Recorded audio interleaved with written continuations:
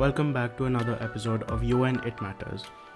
Here we talk about the things we don't know about the United Nations Sustainable Development Goals and what are the possible changes or additions that can be made to them and make the current goals more sustainable than they currently are.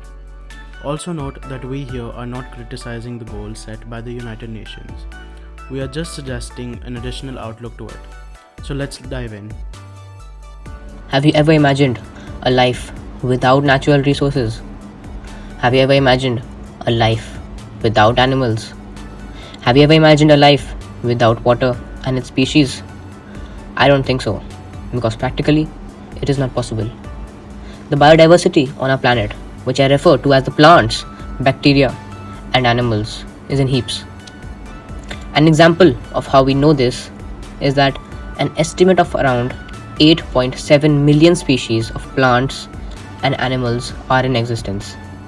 However, only 1.2 million of these species have been identified and described in the data so far. We, as human beings, or as a part of the vast biodiversity, require resources to survive. These resources are food, shelter, and air, which are practically common for all living beings to survive on this planet. Firstly, let's start with the basic necessity of food. Where do living beings get their food from? All living beings require food, but in different types and amounts. Living beings are grouped into three distinct groups based upon their eating habits. Species that eat only plants are called herbivores, whereas meat eaters are considered under the category of the carnivores, and species that can eat both come under the category of omnivores. The dependence of food for all living beings is different, but the dependence is important because without it, survival is surely impossible.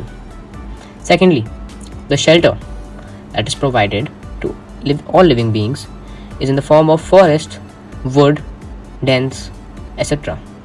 are all naturally present on the planet, which means they are a part of the large biodiversity. A shelter provides protection from predators, from changing temperatures, which helps a living being to survive longer and comfortably. Again, the dependence of shelter for all living beings is different. They depend on several different beings, but it is important in all case scenarios. In my opinion, every living being has a will to survival, and to support their will or its will, they will find ways to live longer and comfortably, and one of these ways is by providing themselves with shelter.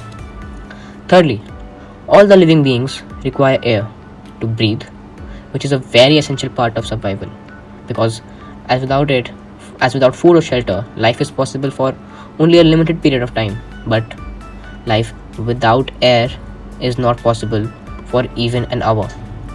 Every species on this planet will die instantly without air.